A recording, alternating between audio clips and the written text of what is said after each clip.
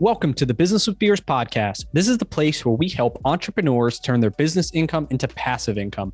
I'm your host, Brian Beers, an entrepreneur on a mission to inspire growth from everyone around me. I'm going to show you how to create generational wealth by growing your business and breaking the chains of Wall Street investing. Remember, you need to take the actions others won't to live the life that others don't. This week, I've got a great show with Tracey Bissett. Tracey is a financial coach, a business owner, a podcast host, and a speaker. She specializes in helping small business owners on how to better understand their finances and develop a game plan to improve their profitability. And in this episode, Tracey shares the 4 key metrics that every business owner should be looking at when it comes to financial health. We also have a great discussion around money insecurities, money mindset, and this causes a lot of entrepreneurs to underprice their products, leaving money and profit on the table. Tracey provides a number of tips of how someone can move themselves from a scarcity money mindset to an abundance money mindset. I think you really enjoy this show. And if you do, please share it with your friends, rate and review with your favorite part to allow us to reach more people. Hey, well, welcome to the show, Tracey. Thank you. I'm excited to be here, Brian. Awesome. So to start, could you give us an idea of your business career journey from, 18 years old or so until kind of where you're at now to kind of give the listeners an overview of your career? Absolutely. So I went out of high school, went to business school, studied Bachelor of Commerce, went on to do my MBA. And I always thought I would work for a company for a few years and maybe start my own business. I was really entrepreneurial as a kid and as a teenager. So I started with TD Bank, which is one of Canada's big 5 banks. It's also on the Eastern Seaboard across the US. And fast forward, 16 years went by and I worked in the areas of commercial lending and risk management. So really helped business owners get access to the financing that they needed. And I made a lot of those lending decisions around who was going to have financing, who wasn't, and really covered all kinds of industries, adjudicated deals all across Canada, as well as some for the US. And so it gave me a really good seat in terms of seeing what business owners were facing, everything kind of going on across the different industries. And so, as does often happen in corporations, my seat was taken away from the table in a restructuring. And so I packaged up all of the things I like to do to make a business, Bissett Financial Fitness, instead of jumping back into another big financial institution. And so I loved working with business owners throughout my time at the bank. So I do a lot of one-on-one and group coaching for business owners. Usually sales are under 2 million to help them really understand their financial results, their cash flow situation, and how to leverage those numbers to drive their business.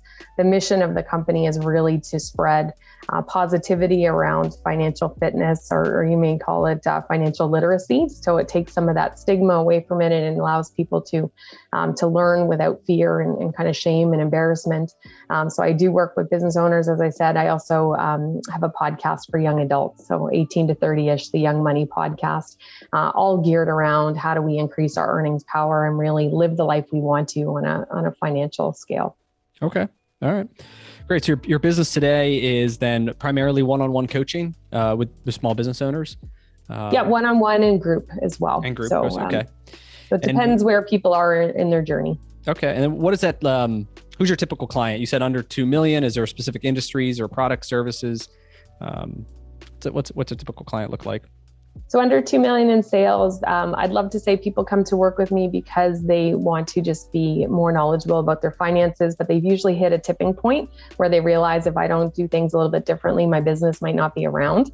And so they could have been in business for 1 year, they could have been in business for 20 years. It's across all different industries, service and product based. And we learn the same core elements that when I'm working with everyone, but the way I go about it really depends on the person's personality. And so majority is done in a one-on-one coaching way. And then there's also a group program as well. Okay. And what is that? What does it look like? What does the criteria look like in terms of that? Let's start with the one-on-one coaching. Where do you start with somebody? And then, what's your goal of how does it evolve? Absolutely. So the very first thing we do is I do a financial assessment of their results. And so I'm coming at it from the purely analytical. How do you stack up year over year in your own business? How do you stack up to industry benchmarks? And it's a really interesting thing for the business owners because then they get to marry up their story of what they lived with what I'm seeing in the numbers and how it's coming across to someone else who doesn't know what's going on. From there, we really deep dive into their cash flow. So every industry has a different cash flow cycle, and it's key for business owners to understand theirs and how they fit in their industry and how their business works, so that they can plan for everything that they need to do in their business. And so we actually create through coaching a cash flow forecast. We create a dashboard with key performance indicators and really customize it to marry up what they need to be concerned about from a financial perspective, and then do a deep dive on their costing and their pricing. I would say of the business owners I work with, 85% are not pricing profitably, which usually leads to problems, and they're not getting those steady paychecks in their business, which is usually the reason they went into business. And so to have that dream not accomplished is usually pretty frustrating for them. And all the way through, I'm passing along recommendations as I see things. So it's really fun, and no two clients are the same. Yeah. So what are some of the benchmarks or some of the financial metrics you're looking at? Like, what are the most important ones that are maybe going to come into the KPIs and the dashboards, or, maybe they're industry specific, but what are you looking at? What are the key ones? Some of the key categories, we'd look at liquidity. Do you have enough cash to pay your bills? And so we'd be looking at things like a current ratio or working capital test. And so the benchmark is absolutely different depending on the industry, but it really just comes down to, do you have enough assets? So receivables, inventory that you could convert into cash to pay your bills. We're also looking at leverage. So how much debt is funding this business versus equity, and how would someone objectively look at it? So you would know if you were going to apply for financing, what is someone already going to think about that? And do you have the ability to pay it back in terms of serviceability? So those are two key ones we start to get into as well, depending on how big their team is. We look at revenue or profitability by number of employees. That can be kind of a guidepost for when people start adding more employees, or when things are starting to trend differently than they want to see.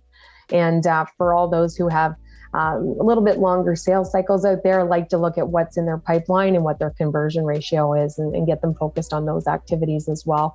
Because those calls, those reach outs, those all they're planting the seeds for those future revenues to come in. So we want to have a combination of some lagging indicators, things we look at in the rearview mirror, and some things we can look at in the forward mirror. Okay.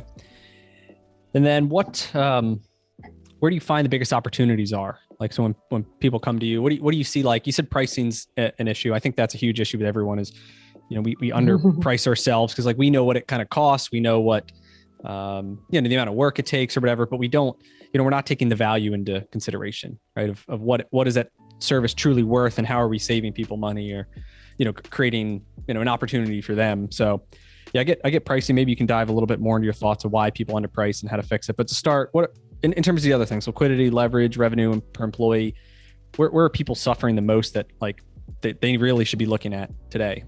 It's really cash flow, and they're not understanding necessarily their cycle as it comes to the cash coming in and going out. So the simplest way I can explain it, cash comes in, it goes out, and that timing that it happens is really the magic. And so imagine if we're an event planning business, if I want someone to work with me, I'm going to get the deposit up front. I'm going to get the rest of the money before I actually do the event. If I'm in a service-based business and I'm working with a corporate, I probably have to work for 2 weeks to 4 weeks. Then I send them an invoice, and they might pay me in 60 days past that time. And so understanding how that cash is going to move around and how that then lines up with your bills is really important. Employees aren't going to work for you if you can't pay them on time. Creditors aren't going to wait for you to pay them. So having access to credit is another thing that's very important. And I find that too often business owners wait until they absolutely need it to go and start the ball rolling and start the clock on their credit history. So I encourage anyone, when you're starting your business, to actually go and secure credit immediately. So whether it's a small overdraft or line of credit, to get a credit card in the name of the business. And it's going to be based on your personal credit score at that point, because your business is just getting going. But start the clock so that the credit history can start to accumulate. And then as your business grows, you should be able to grow your credit at the same time. Yep. Yeah, I've heard, a quote like the worst time to get a loan is like when you really need it. It's you're rather prepare for it. Yeah, get a line of credit on the business or a home equity line, or whatever it is to have the access to the capital, like you said, to have the cash crunch. I think that's a failure of a lot of businesses, is just not having enough cash. So yeah, and I certainly was working at the bank during the 2008 financial crisis. I've seen lots of entrepreneurs go through the pandemic. those who have access to credit and have cash reserves are certainly in a lot better position, and they're able to navigate really uncertain situations. You had mentioned around pricing, kind of people know, but they don't charge enough. So when people are doing the numbers in their head, they're usually forgetting some of their costs, especially in a service-based business where the owner might be delivering a lot of the service. I highly encourage those business owners to actually think about, if I had to pay someone else, a third party, to do this work, how much would I have to pay them? So stop thinking that you've got 24 hours a day to do all this stuff and that it's just your time. This is a real true cost of the business.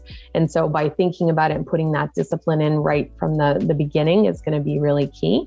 And the other thing that comes up is all our emotional baggage around money. So our views around money form when we're kids. We're 5 to 7 years of age. So every time we open our mouth to tell someone how much our services cost or our products, that brings up insecurities.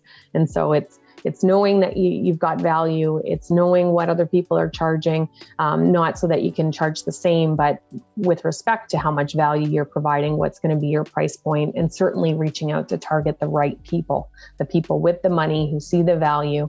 And so you're not wasting your time trying to convince people who aren't going to pay what you're charging. How can someone identify if they have insecurities over money? So very first thing you can do is start observing your reaction to things. So a new bill pops into your inbox. How do you feel? Do you get a little pain in your stomach? Because, oh gosh, how am I going to pay that? Do you start looking at what other people are doing when you're on social media? How are they affording that? Oh, I wish I could go on that trip. There's all these kinds of things. If we started taking stock of and noticing, we would start to learn our money story. And the bulk of the population out there, it comes from a scarcity mindset where there's never enough. So if you're doing well, Brian, I must not be. If you land some big clients, that's somehow impacting me and my ability to secure big clients. And so a couple ways we can move to thinking more abundantly. First is really to practice gratitude. So I woke up this morning, I was able to have a shower, I had breakfast, I could take a walk because my body allowed me to do that. And when we focus on the positive, it's pretty hard to be focusing on the negative. 2, you've probably heard we're the product of the 5 people we spend the most time with. Yep. And so if we're spending time with people who are very stressed about money, who are seeing the negative, who think there's never enough, that we're going to be thinking like that. And so if we can spend some time with the positive people, I don't mean positive kind of in fantasy land, but positive with let's get some things going and let's make plans, and not everything's going to be perfect, but we can achieve things when we want to. We want to make sure that we limit time to people who are going to make us think in a negative way and increase time with those positive. And the third, I didn't actually think it would be possible, but with the pandemic, we were actually more scheduled than we used to. So it's important to leave some space in your day so that you can actually think and figure out how you're moving your business forward. And so after you observe kind of where you're sitting, and if you decide you want to make some switches in your mindset, those 3 activities can help you move along. And it's not like flipping a switch. It's not going to happen overnight, but dedicated practice every day and a few minutes on it is going to help you change the way that you think. Yeah, those are great points. And I think, a lot of people have that scarcity mindset, like you said, and they think, all the success is that you have takes from me, and that, there's just limited resources. Well, abundant people think of, success and wealth and money as like the ocean, where it's, there's so much out there, right? And that, the more, there's a saying that like the more you ask for, the more you get, right? And that if you go in and, you want to go into the ocean and with a teaspoon, you pull out a teaspoon of water, that's all you get. And other people go in with a 5-gallon bucket or, a whole dump truck full of water. So it's like you ask for it, and the more you ask for it, the more you get. And Nick, the average, and you actually have to ask. And so a lot of people, like, they don't close as many sales because they don't ask for the sale, or they don't actually make offers to people. So you can only get business when you're asking and you're putting yourself out there. In our business too, we're in automotive repair, and that's sometimes, a big factor where the people were really nice. We communicate it, like you hear this on the phone calls that sometimes get recorded, but then they don't like actually ask for the sale. Like the customer ends up, well, how much is it going to cost? Or can you do it today? Or like they're asking the questions versus us saying, hey, we can get it all done today. It's going to cost this. We can, finance it. We can make it affordable. Asking for the sale is a huge, like level 101 of sales that tons of people miss out on. And it's funny. The average of the 5 people, that's huge. I think a lot of that is, you might need to get outside of like your neighborhood or your existing people. For me, I'm part of GoBundance, which is this like group of entrepreneurs, and it's all people all over the country and some in other countries. But you're surrounded by high net worth people who think, how do I build wealth? How do I build more income? The possibilities are limitless. And so that by being around that, you start to feel that. And I think sometimes those people really want to help each other. Like you want to lift each other up. Yep. And so I find that people are very generous with their knowledge and their time, and who can I make an introduction to? How can I help you? So it's win-win for everybody. So how do you think someone goes about finding that tribe, like that group of people that's going to lift them up? First, it's getting clear on you. Where are you, and what are you thinking like, and what do you want to think like? Sometimes it's easier by limiting time, firstly, to the people you don't want to have as much exposure to. And so sometimes that's friends and family, because they may be very well intentioned, but they may not see your dreams the same way that you do. They may be worried about your financial future if you fail or something like that. And so well-intentioned people can be quite negative, who are in your inner circle. Start by reaching out to somebody that you admire. Most people are very quick to write back, even if it's just a DM on a social platform. Start with maybe somebody personally. Ask them for introductions to other people that they know. Look for groups. And sometimes you have to try out a couple groups. The group you mentioned sounds really amazing, but it probably wasn't the first group you ever went to. And so I know I've tried out lots of groups and kind of gravitated to stick with some and left others over the years. And sometimes it's trial and error. Yep. And you want the similar interests, similar alignments, all moving in the same direction. And, I think it's a funny thing today, even with COVID now even more, it's like, it's more these small groups of, maybe polarized people, but like small groups of online communities that are really growing. And it's not just, I don't know, especially with the virtual and Zoom. I mean, there's so much more that's the great thing accomplished, than even a couple of years ago, where it felt like it had to be in person. Now, like doing Zoom calls is totally cool. Even if you've never met the people before, you can establish relationships and get that same level of like accountability. So. Absolutely. And I mean, now the world is your networking opportunity. And so committing time to building quality relationships, it's not about the quantity, it's more about the quality and who you're developing that strong rapport with. Awesome. So let's talk about growing wealth. So, you grow your business. For you, it's through coaching. You're helping other people, grow their business. And then obviously you're making money. How do you view kind of wealth? What do you do once you make your money? How are you looking to grow your wealth, create passive income, assets you're investing in, strategy? Let's get into some of that stuff. Absolutely. So still in a building phase, I would call it. We're growing out team, growing out systems and processes, because every time you start doing more, you've got to do it a little bit more efficiently. So I'd say probably in the last year and a half, done a lot more investment in terms of website, CRM, all that kind of stuff, starting to figure out ads and how that's all working. So it's been a lot of investment into the business. Given where I started and I came out of banking as an executive, I had owned real estate. I had built up some net worth, and so had resources to be able to put into the business, which is great. Down the road, certainly have plans to got 2 books in the works, that one for young adults and one for business owners, which will generate some more of that passive income, but also be kind of a tool to attract new clients. I do lots of speaking as well. So looking to do more of that kind of on a paid capacity, and just to grow the group component of coaching so that I can reach more people with the limited time that there is. So, okay. Yeah, it's great. Investing in your business is by far, at least normally the best investment you can make. I mean, in ours, we've gotten, multiple times back our money by investing in our business, growing, expansion, hiring the right people. So if you want to grow wealth quickly, it's through business is the best way. And then once you reach a certain capacity, right, then you can kind of look into some more of the passive activities. The other thing I would say for everybody listening is you got to make sure that at some point you are taking funds out, you are securing plans for your retirement, not just the sale of a business, hopefully, but that you are actually saving as you go along, and that you're making sure you secure enough funds to satisfy your personal lifestyle as well. Because it's not just all about the hustle and the journey. You got to make sure you're having fun as you go along, and that you are saving for all those personal priorities that you have. Yep. What are some of the things that you cover in your Young Money podcast? Oh, the most asked question I get, I have to say, is all about investing. We get a lot of questions about cryptocurrencies, lots about NFTs now, the non-fungible tokens. But for me, it's all around what are the things that I think people need to know.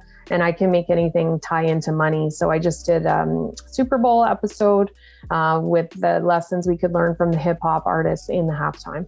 And so if there's a way to tie it into something that's going on really relevant that people can take lessons from, I think that's important to be able to look around and see people that they know, and then how can they actually learn from them. And it's not always about this sophisticated technique or strategy. Sometimes it's about looking at your paycheck, how much is going for deductions and how much are you actually saving?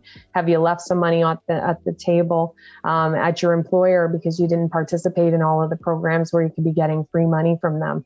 And so we cover a range of topics. If anybody has ideas, send me a DM. Certainly always looking for new show ideas. We've been going strong for over 4 years. We just hit episode, I think we're up to close to 240.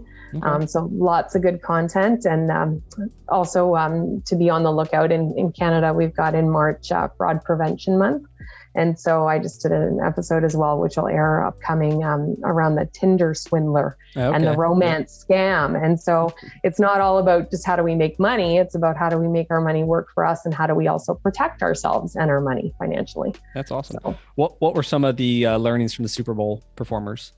So you don't need to be perfect to be successful, because certainly when you look at all of those 5 hip hop artists, they have very checkered pasts, many of them. Lots of things that have gone not quite well for them. Lots of drug, substance abuse issues. But look where they were. They were on the Super Bowl. They all have net worths in excess of $20 million. Also, not to let your beginnings in life to really dictate where you go, because everybody has that potential, like we were talking about earlier, to be able to go on and accomplish whatever it is you want. You got to get with the right people. You got to work hard, and all of that kind of stuff. And the third one is really to have those multiple streams of income. Is very key. So a lot of them, they've got the music where they're the artists, a lot do production. They've got a lot of sponsorships or endorsement deals. Some do acting. So when they pool all their sources together, they've got an empire of sources of money coming in, which makes things a lot more stable. And so if we can apply that principle in our own lives, even if it's having our salary if we're working, if we can have some investments, maybe we get into real estate as well as an investment, we can certainly bring a lot more stability to our lives and our ability to hit our goals. Yeah, that's awesome. Yeah. And, it's a great quote that everyone starts somewhere. So no matter where you're at today, every successful person was at almost that exact same place somewhere in their life. And it's about like I said, the choices they make. And a lot of it's the mindset of believing, why not me? Like, why can't I be the one on the stage? And if you believe in yourself, you can do it, but you gotta believe. Otherwise, yeah, you're right. You're gonna, end up wherever you think you're gonna end up. So that's great stuff. What about, the goal of being an entrepreneur is creating freedom and freedom to then live the life that you want, like a lifestyle by design. What are some of the ways you've, put that into place, set up systems, processes to create, a lifestyle that you love to live? So one of the things is being able to work where I want. So I don't do too much in person anymore. And certainly COVID has helped bring that into play, because I'm based in Toronto, Ontario, in Canada, and I could reasonably spend large part of my day driving around in a lot of traffic and construction to get from meeting to meeting to meeting. And so just being able to do more virtually has taken a lot of stress out of my day. It allows me to actually spend more time with my dog walking, because I don't need to be commuting. So now in between meetings, I can get outside for half an hour or an hour, a couple times a day. And that's been really great. Bringing on more team has helped. I used to spend hours programming stuff on social media. So being able to set that up in a way that's repeatable, consistent, the messaging stays the same. That's been a huge source of free time for me. And then I'm still figuring out how to balance, though, not filling that time in with other activities. So, and then as I look to leverage the group program a little bit more than the one-on-one, that will free up more time. Yep. Okay. That's awesome. So, I mean, you've told us about all the successes you've had. What in terms of failure, what's one challenge that you faced in your life that you had to overcome to get where you're at today? Oh, certainly having my job eliminated because I was an executive at TD. And so they were eliminating people at a certain level. So I thought there was a high percentage chance that would be me, but I wasn't planning on leaving at that time. I wasn't planning on starting my own business. And so just getting clear on what it is I wanted to do going forward. I still had tons of years to work.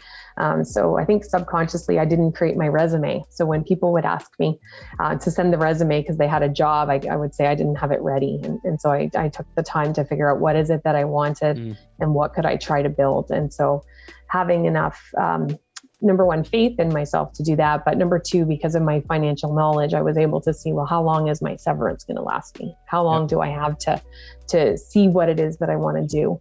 And then I really did some investigation into the kinds of things I wanted to do. But the one thing I got on right away was networking and talking to all kinds of different people to get different perspectives and find out what was working for them, what wasn't.